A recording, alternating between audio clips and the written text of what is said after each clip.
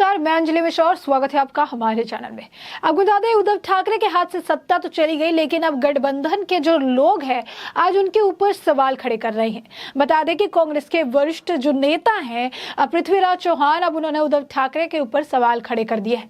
आखिर क्या कहा है पृथ्वीराज चौहान ने?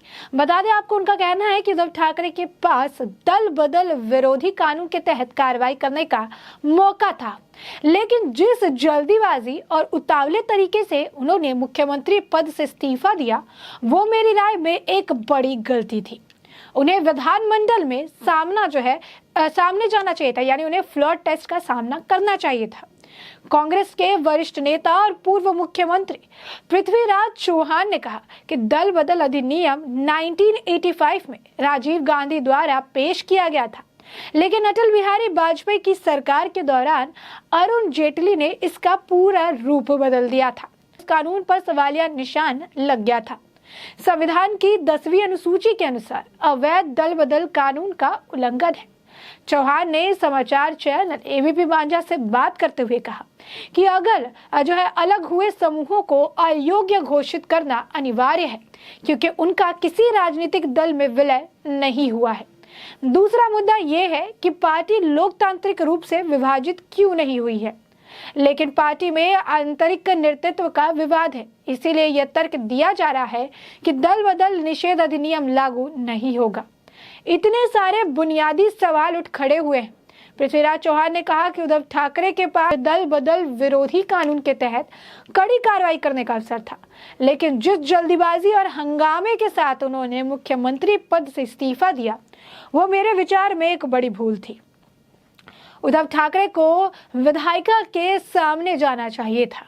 उन्हें विधायिका में अपनी राय पेश करनी चाहिए थी, चर्चा हो सकती थी। महाराष्ट्र के लोगों को एक बार फिर बताया जा सकता था कि क्यों महाविकास अघाड़ी की 3 दलीय सरकार कांग्रेस और एनसीपी के साथ बनी। भाजपा की क्या भूमिका है, हाँ, यह स्पष्ट हो जाता। पृथ्वीराज चौहान ने कहा कि वाजपेयी की तरह सिर्फ भाषण देने और जाने का विकल्प था, लेकिन ऐसा करने के बजाय उन्हें वोट देना चाहिए था। भले ही वो कम वोटों से हार गए हो, उनके सामने दल बदल विरोधी कानून का उल्लंघन किया गया होता। बता दें कि एकनाथ शिंदे समूह के 16 विधायकों का योग्य ठहराए जाने को लेकर एक बार फिर फैसला टल चुका है। सुप्रीम कोर्ट ने मामले की अगली सुनवाई 1 अगस्त को तय की है। आज की सुनवाई के दौरान शिवसेना और एकनाथ शिंदे समूह के वकीलों ने जोरदार बहस की। शिवसेना के वकील कपिल सिब्बल ने जोर देकर कहा कि मामले की तुरंत सुनवाई की जाए। हालांकि एकनाथ शिंदे के वकील हरीश साल्वे ने कहा कि दस्तावेज जमा करने के लिए एक समय सीमा की जरूरत है। इसके अलावा सुप्रीम कोर्ट की बेंच ने भी मामले की संविधान के कई कानूनों का उल्लंघन करार दिया। तो अब इस मामले की अगली सुनवाई 1 अगस्त को होगी। हालांकि 27 जुलाई तक दोनों पक्षों को हल्फनामे के जरिए अपना पक्ष सामने रखना होगा। अब इन 11 दिनों के दौरान ये देखना होगा कि क्या शिवसेना पार्टी के कुछ और प्रतिनिधि और पदाधिकारी अलग होकर स्थिति पैदा कर देते हैं। 2/3 विधायक बट भी जाए तो उन्हें दूसरी पार्टी में विलय करना पड़ता है, लेकिन शिंदे गुट के विधायक अभी तक कहीं और विलय नहीं हुए हैं। ना तो शिंदे समूह का विलय हुआ है, ना ही अयोग्यता के संबंध में अदालत की कार्रवाई। तो बहुमत परीक्षण को कैसे वैध माना जा सकता है? शिवसेना की ओर से अभिषेक मनु सिंघवी ने एक अहम मुद्दा उठाया था। अभिषेक मनु सिंघवी ने मांग की कि वर्तमान अध्यक्ष ने हमारे नोटिस पर कोई कार्रवाई नहीं की, कम से कम विधायकों की अंतरिम अयोग्यता की जानी चाहिए थी। तो ये मामला है पूरा। अब आप देख सकते हैं इसमें पृथ्वीराज चौहान की भी एंट्री हो चुकी है। वो भी बयानबाजी करते नजर आ रहे हैं। वो भी ये बात कहते नजर आ रहे हैं कि उद्धव ठाकरे को फ्लोर टेस्ट को फेस करना चाहिए था। उन्हें दल बदल विरोधी कानून के तहत कार्रवाई करने का मौका मिल रहा था, लेकिन इतनी जल्दीबाजी में उन्होंने फैसले लिए, इतनी जल्दी उन्होंने इस्तीफा दे दिया कि इसके बाद उनके लिए कोई विकल्प ही नहीं बच गया, और ये एक गलत फैसला था। बता दें कि अचानक से शिवसेना में फूट देखने के लिए मिली थी। कई सारे विधायक गुवाहाटी चले गए थे एकनाथ शिंदे के साथ उनके साथ मिल गए थे। इसके बाद जब वो वापस आए तो एकनाथ शिंदे ने मानो जंग छेड़ दी और शिवसेना टूट की कगार पर चली आई। ऐसा ही आलम जो है देखने के लिए आगे भी देखने के लिए मिला। अब ये आपको बता दें कि शिवसेना जो है टूटने लगी तो उद्धव ठाकरे छटपटाने लगे।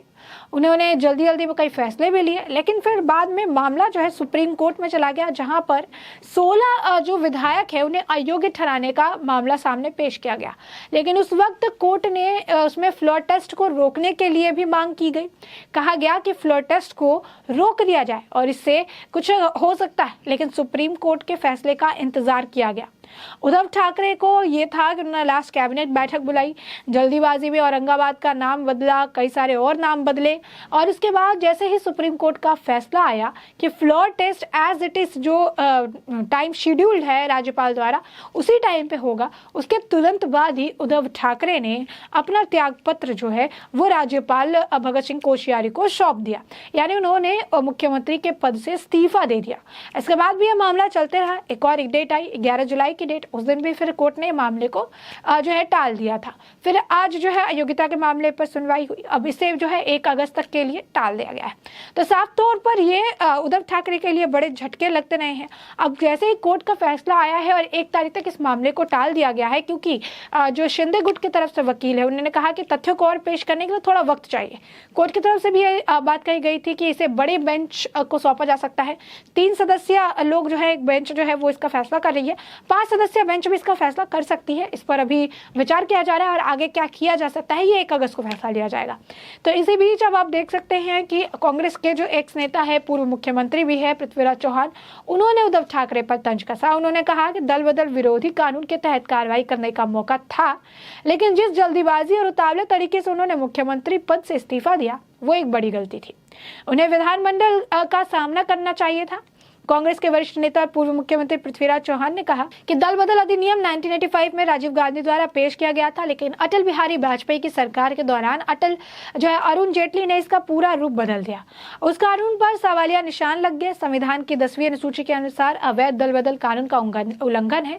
चौहान ने जो है एक मीडिया चैनल से बात करते हुए कहा कि अलग हुए समूहों का अयोग्य घोषित करना अनिवार्य है, क्योंकि उनका किसी राजनीतिक दल से जो है विलय नहीं हुआ है। और दूसरा मुद्दा यह है कि पार्टी लोकतांत्रिक रूप से विभाजित क्यों नहीं हुई है, लेकिन पार्टी में आंतरिक नेतृत्व का विवाद है, इसलिए यह तर्क दिया जा रहा है कि दल बदल निषेध अधिनियम लागू नहीं होगा।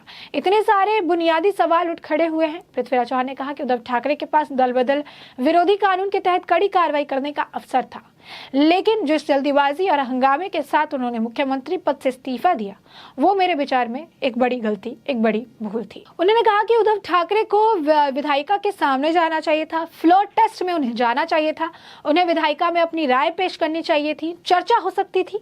महाराष्ट्र के लोगों को एक बार फिर बताया जा सकता था कि क्यों महाविकास आघाड़ी की 3 दलीय सरकार कांग्रेस और एनसीपी के साथ बनी। भाजपा की क्या भूमिका है, हाँ ये स्पष्ट हो ही जाता। पृथ्वीराज चौहान ने कहा कि वाजपेयी की तरह सिर्फ भाषण देने और जाने का विकल्प था, लेकिन ऐसा करने के बजाय उन्हें वोट देना चाहिए था। भले ही वो कम वोटों से हार गए हो, उनके सामने दल बदल विरोधी कानून का उल्लंघन किया गया होता, लेकिन ये उन्हें करना चाहिए था। तो ऐसे में आप देख सकते हैं कि अब सवालिया निशान जो है इस पे खड़े किए जा रहे हैं कि उद्धव ठाकरे ने किस तरीके से जो है कई सोच विचार करके फैसले ले सकते थे, लेकिन उन्हें जल्दीबाजी में मुख्यमंत्री पद छोड़ने का फैसला लिया, जो कि सरासर गलत था। ऐसे में हमने आपको ये पूरा मामला जो है बड़े विस्तार से बताया कि पूरा मुद्दा क्या है, किस तरीके से शुरुआत हुई इसकी, किस तरीके से अब अपने ही गठबंधन के जो लोग हैं अब उद्धव ठाकरे पर सवाल खड़े कर रहे हैं। ऐसे में अब इस पर क्या कुछ और प्रतिक्रिया देखने के लिए मिलती है, इसके बारे में आपको आने वाले वक्त के साथ अपडेटेड रखेंगे। फिलहाल के लिए इस पूरे मुद्दे पर आपकी जो राय हो कमेंट सेक्शन में कमेंट करके जरूर साझा करें।